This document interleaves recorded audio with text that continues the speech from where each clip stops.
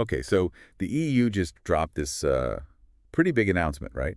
Right. They're classifying LLMs, those large language models like the ones we use every day, as general purpose AI models Like with a- systemic risk. Oh, wow. Yeah, I know. Systemic risk? That means, Big deal. yeah, it is the big deal. They're saying these things could impact like whole systems, not just, Sure, sure. like one person here, one person there.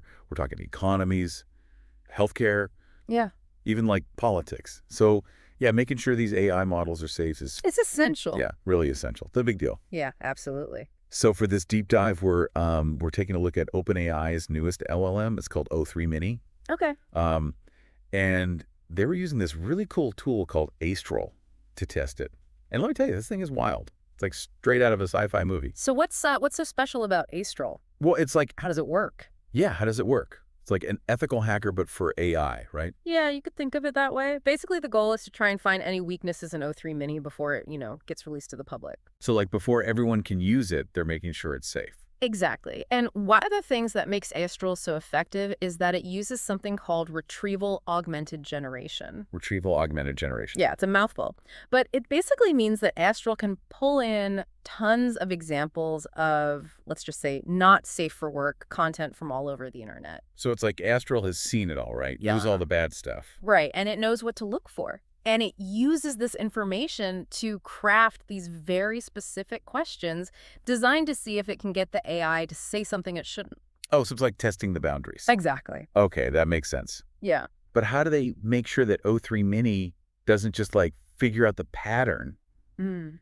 and, just dodge the test? That's where it gets really clever. Yeah. Astral mixes up the way it asks these questions. Like it'll use slang misspellings, all sorts of tricks to make sure the AI doesn't catch on. So it's like a master code breaker. Pretty much. Wow. But there's another challenge. You see, a lot of these LLMs are trained on data that's already outdated by the time they're released. Oh, right. Because the internet changes so fast. Exactly. So to deal with that, Astral has another trick up its sleeve. It can actually browse the web in real time. So it's like it's always learning and updating its knowledge. That's the idea. It's not just testing if O3 Mini knows right from wrong in some general sense.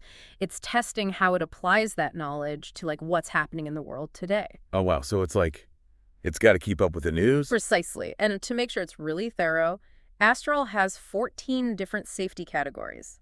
It's looking at 14. everything from some pretty serious stuff like terrorism and self-harm Okay. to things like hate speech and spreading misinformation. So like the whole spectrum. The whole spectrum. So Astral's ready to do. They've got the plan. They've got the categories. What did the researchers do? They just like set it loose on O3 Mini. Well, they actually did two different sets of tests, one in November 2024 and another starting in January 2025. Oh, so like a few months apart. Yeah, this was so they could see how O3 Mini was handling the constantly changing landscape of, current events. That makes sense because what might be like a perfectly fine response one day could be a total disaster the next week. Exactly, especially with like politics and stuff. Oh, yeah, for sure. Now, before we get into the results, there's one more thing you should know. Okay. It seems that OpenAI has built in this like policy violation feature that was triggered by a lot of Astral's test prompts. What? So they're trying to like stop Astral from testing the AI? It seems that way. The researchers actually had to adapt Astral just to get around it. Really? So Yeah. OpenAI is like trying to keep things under wraps. Maybe. It does suggest that O3 Mini might already be more cautious than we initially thought. Interesting. Okay. So we've got these thousands of carefully crafted tests, and OpenAI might be trying to block some of them. What did they find? Did O3 Mini pass? Well, out of over 10,000 tests. Wait, 10,000? That's a lot of tests. It is. And out of all of those Astral flagged 87 instances where O3 Mini produced what they classified as a concerning output. 87 out of 10,000. So is that like good, bad? How do we interpret that? Well, to understand that number, you have to remember that when Astral was tested on previous models like GPT 3.5 and GPT 4, it found hundreds of problematic outputs. Oh, wow. So 87 is a massive improvement. It really does seem like O3 Mini is a step in the right direction in terms of safety. Okay, so maybe OpenAI is onto something with that whole policy violation thing. Mhm. Or maybe they're just getting way better at training these models. Could be a combination of both, but there's more to the story than just the overall number. Okay. We need to look at the specifics of those 87 instances. Yeah, let's dive into that. All right, so remember those two test suites? The ones from November and Yeah, January? the ones that were testing how the model was handling like current events. Right. Well, the vast majority of those 87 concerning outputs, especially in the January test suite, were related to politics and controversial topics. Oh, really? Like what? Give me an example. A lot of them seem to have been triggered by test prompts related to Donald Trump's recent pardoning of January 6th offenders. Oh, wow. So even though O3 Mini is generally doing better, it's still struggling with some of these really sensitive political It topics. seems that way. And it's not just Trump himself, it's the issues surrounding his actions, like pardons the rule of law, the potential for unrest. These were the prompts that seemed to trip up O3 Mini. That's pretty unsettling. So what's going on here? Is OpenAI secretly feeding these models Fox News or something? I doubt it's that simple. These LLMs are trained on massive amounts of data. It's incredibly difficult to pinpoint what exactly is causing these reactions. Okay, fair enough. But besides Trump, were there any other topics that seemed to set off alarm bells? Yes, the other categories that kept coming up were terrorism, animal abuse, and drug abuse. So those are some pretty heavy topics. They are, and it suggests that these are areas where OpenAI could still improve O3 Mini's safety protocols.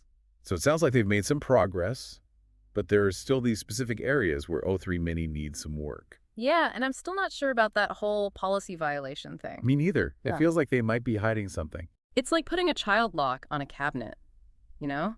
You don't know if they're actually ready to handle what's inside. That's a great analogy. So OpenAI needs to do a little more explaining there. I agree. So this is all fascinating, but what does it mean for like regular people who use these LMs every day? That's a great question. And that's what we'll be diving into next. I can't wait. Okay, so we've got this AI O3 Mini, and it's pretty good at avoiding like the really obvious bad stuff, but it's still tripping up on some, like hot button political topics. What does that even mean for us out here in the real world? Well, that's the thing, right? It's not just about what the AI says in a lab setting. It's about how it behaves when it's actually interacting with people, in the wild. Right, like when it's out there on the internet for anyone to use. Exactly. And think about it. What if an LLM is being used to moderate online discussions or filter news feeds? If it's overly sensitive to certain political figures or viewpoints, it could end up silencing legitimate speech or creating these echo chambers where you only see information that reinforces what you already believe. Oh yeah, I've heard about that. Like Oh. the algorithm decides what you see. So you're only exposed to one side of the story. That's right. And it can be really hard to break out of those echo chambers once you're in them because you're not even aware that there are other perspectives out there. It's like the AI is deciding what you're allowed to think. It's a scary thought. And it goes beyond just censorship. Imagine LLMs being used in education or customer service. If they can't handle nuanced discussions about controversial topics, they might end up giving biased or incomplete information. Oh wow, I hadn't even thought about that. So it's not just about like avoiding the obviously bad stuff. It's also about making sure the LLM can handle complex and sensitive issues in a responsible way. Exactly. And that's a huge challenge, right? How do you teach an AI what's appropriate when those definitions are always changing and often depend on cultural context? Right. What might be totally fine in one country could be super offensive in another. Exactly. It's a minefield. And that's why this whole pre-deployment testing phase is so crucial. So they can catch these issues before the LLM is released. Exactly. Researchers can spot these problems and try to address them before the AI gets into the hands of millions of people. But isn't it kind of a losing battle? Like as soon as you fix one vulnerability, someone's going to find another way to exploit it. It's true. There's always going to be someone trying to push the boundaries. And these models are always learning and evolving too. So what might seem safe today could be a problem tomorrow. So it's a moving target. Exactly. It's a constant process of monitoring and adjusting. We have to stay vigilant. So how do we make sure these LLMs are not just safe, but actually like helpful for society? Because they clearly have the potential to do a lot of good. I agree. And I think there are a few things we can do. First, we need more research and development of safety testing methods, like ASTRAL, but even more sophisticated. So like keep pushing the limits of what these AI hackers can do. Exactly. We need to be one step ahead of the people who are trying to misuse these LLMs. And we need to be way more transparent about the training data and the biases that might be embedded in these models. No more black boxes. Right. We need to understand what's happening under the hood. Transparency builds trust. And finally, we need to have open and honest conversations about the ethics of LLM use in different contexts. It's not just about what they can do, but what they should do. Right. Just because we can do something doesn't mean we should. Exactly. It's about using this technology responsibly and ethically. This has been so insightful. I'm learning so much. Yeah, And it feels like LLMs are going to change everything, but there's clearly a lot of work to do to make sure it's for the better. absolutely. It's a huge responsibility. And it's up to all of us to make sure these powerful technologies are used for good. Okay, so we've talked about the risks and the challenges, but are there any positives here? Any like silver linings to all of this? Oh, absolutely. One of the most encouraging things is that O3 Mini is actually much safer than its predecessors. Yeah, you mentioned that earlier, 87 versus hundreds of questionable outputs. Yeah. But what does that tell us? Is OpenAI just getting better at coding? I think it's bigger than that. It suggests that there's a growing awareness within the AI community that safety is not an afterthought. It has to be baked into the development process right from the start. So it's not just about cleaning up the mess afterwards. It's about building things right in the first place. Exactly. And that shift in mindset is really encouraging. It suggests we're moving towards a future where AI is developed with ethics and responsibility in mind. That's good news. Yeah. But I'm still stuck on this whole politically sensitive thing. It's one thing to avoid saying offensive things, but how do we make sure an LLM can actually engage with complex, real-world issues in a meaningful way? That's a great question. And one approach is to use more diverse and representative training data. So instead of just feeding the LLM a fire hose of random internet text, you carefully curate the data to make sure it includes a wide range of viewpoints and perspectives. Exactly. You want to make sure the AI is exposed to a variety of different ideas and beliefs, so it can learn to handle them in a nuanced and respectful way. And that's not just about politics. It's about making sure the data reflects the diversity of human experience in all its forms. Gender, race, culture, everything. Exactly. If we want these LLMs to be helpful to everyone, they need to understand and respond to the needs of everyone. That makes sense. But it also sounds incredibly hard. Yeah. How do you even start gathering that much data in a way that's truly representative? It's a challenge, but there are some promising initiatives underway. For example, some researchers are looking into crowdsourcing to collect data from a wider range of people. So like asking people to contribute their own stories and experiences. Exactly. By incentivizing participation and ensuring anonymity, they can potentially gather a much richer and more diverse data set. That's really cool. It's like democratizing the data collection process. I think that's key. The more diverse the data, the more likely it is that the LLM will be fair, unbiased, and truly representative of humanity. Okay, so more sophisticated testing, more transparent data, and a push for diverse training sets. What else is on the horizon for LLM safety? Well, I'm personally really excited about the development of explainable AI. Explainable AI. What's that? It means creating AI that can not only give answers, but also explain how they arrived at those answers. Oh, so it's like showing its work. Exactly. It's about making the AI's decision-making process transparent, so we can understand why it's saying the things it's saying. And why is that so important? Well, for one thing, it builds trust. If you can understand why an AI made a decision, you're more likely to accept it, even if you don't agree with it. That makes sense. It's like if your doctor can explain their reasoning for a treatment, you're more likely to trust their judgment. Exactly. In the context of LLMs, explainability would be a game changer. We could see how the LLM is processing information, identify potential biases, and even correct them. So it's not just about preventing the LLM from saying bad things. It's about understanding why it's saying the things it does, good or bad. Exactly. That level of transparency is essential if we want these LLMs to be truly integrated into our lives safely and beneficially. Instead of just treating them as these mysterious black boxes. Exactly. We're making them accountable for their actions. Because at the end of the day, these LLMs are tools. And they can be used for good or for bad.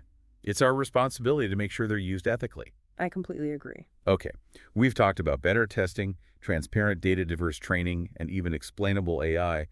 But there's one thing we haven't really talked about yet. The role of humans in all of this. Ah, yes. The human factor. That's crucial. Even with all the advances in AI safety, human oversight is always going to be necessary. So no matter how smart these LLMs get, we can't just let them run wild. Exactly. Humans need to be involved in setting the ethical guidelines, monitoring the outputs, and intervening when necessary. It's like a safety net. Especially since these LLMs are constantly learning and evolving. What might seem safe today could be a problem tomorrow. That's right. It's an ongoing process of monitoring and adjusting. We need to stay vigilant and adapt as the technology changes. It's a never-ending dance between humans and AI. I actually think that's a beautiful thing. We're not just creating these AIs to replace us, we're creating them to work with us, to augment our abilities and help us achieve things we could never do on our own. That's a great way to look at it. Instead of fearing these LLMs, we can embrace their potential while understanding that we still have a vital role to play. Exactly. The goal isn't to create perfect AIs, it's to create AIs that can help us become more human. I love that. Okay, we've covered a lot, but I feel like we're just scratching the surface. Yeah. Is there anything else our listeners should know about LLM safety and the future of AI? I think the most important thing to remember is that AI is a tool. It can be used for good or for bad. It's up to us to make sure it's used responsibly and ethically. That means having open and honest conversations about the potential risks and benefits, and working together to make AI a force for good in the world. This has been such an insightful deep dive. I've learned so much, and I'm sure our listeners have too. But before we wrap up, I have one last question for you. Okay. We've talked about the challenges, the potential solutions. Mm. But what are you personally most excited about when it comes to the future of AI? You know what excites me the most is the potential for AI to help us solve some of the world's biggest problems. Like climate change, poverty, disease. Exactly. These are challenges that have plagued humanity for centuries. And AI might just give us the tools we need to finally overcome them. So instead of fearing AI, we can use it to create a better future for everyone. That's what I believe. The potential rewards are just too great to ignore. That's a beautiful thought. And a perfect place to transition to the final part of our deep dive. We've spent a lot of time, like really digging into the technical side of LLM safety. But what about the bigger picture, the human side of it all? Because even, like the most cutting edge tech is only as good as the people who are actually using it, right? You're absolutely right. And this is where things get really tricky because ethics, they're not about just like following a set of rules. Right. It's about navigating the gray areas and making those tough decisions. So like, let's say we've got this like super safe LLM, right? It would never say anything offensive or tell you how to do something dangerous. But could it still be misused? Could someone use it to manipulate people or spread misinformation, even if it's not technically doing anything wrong? That's a huge concern, and it's why we can't just rely on technical solutions alone. We have to think about the broader implications of how these LLMs are being used out in the world. So it's like, it's not just about the AI itself. It's about the intentions of the people behind it. Exactly, the people who create it and the people who use it. That's why it's so important to have a variety of voices involved in the process, people from different backgrounds with different perspectives. So not just like a bunch of tech bros. Right. If you only have a narrow group making decisions about how these LLMs are used, you're going to end up with a narrow set of outcomes. And those outcomes might not be so great for everyone. Exactly. We need ethicists, social scientists, philosophers, artists, people from all walks of life involved in shaping how these LLMs are developed and used. It's about bringing humanity into the equation. So it's not just about the tech itself, but like the human impact of that tech. Precisely. Ultimately, these LLMs are going to be interacting with people, and we need to make sure those interactions are positive and beneficial. Okay, so we need diverse teams, ethical guidelines, and like a constant awareness of the potential social impact. What else can we do to make sure AI is a force for good? Well, I think education is absolutely crucial. We need to teach people how these LLMs work, what their limitations are, and how to use them responsibly. So it's not just about teaching people how to code, but teaching them how to think critically about AI and its impact on society. You got it. If people understand how these systems work, they're less likely to be misled or manipulated by them. It's like when you learn how a magic trick works, it's not so impressive anymore. Exactly. You can see through the illusion. Okay, so education is key. What else? Regulation. Yeah. We need clear guidelines and regulations to ensure that these LLMs are being used safely and ethically. So we can't just trust the tech companies to do the right thing. We need governments to step in and set some ground rules. Absolutely. As powerful as these LLMs are, they're still just tools. And like any tool, they can be used for good or bad. It's up to us to make sure they're used for the benefit of humanity. This has been such a thought-provoking conversation. It feels like we've only just scratched the surface, but I think we've covered some really important ground. I agree. And I hope our listeners will continue to learn about these issues and get involved in the conversation. Absolutely. The future of AI is being shaped right now, and it's up to all of us to ensure it's a future we can all be proud of. So to wrap things up, I want to leave our listeners with one final thought. Okay, I'm listening. We've talked about the technical challenges, the ethical dilemmas, the need for diversity, education, regulation. But I think the most important thing to remember is that AI is a reflection of us. It's a mirror showing us our hopes, our fears, our values. And if we want to create AI that is good, that is beneficial to humanity, we need to first look inward and ask ourselves, what kind of world do we want to create? Because the AI of the future will be a product of the choices we make today. That's a powerful message. And I couldn't agree more. Thank you for having me on this deep dive. It's been a pleasure exploring these complex and fascinating topics with you. And thank you to all of our listeners for joining us on this journey into the world of AI. We'll be back soon with another deep dive, so stay tuned.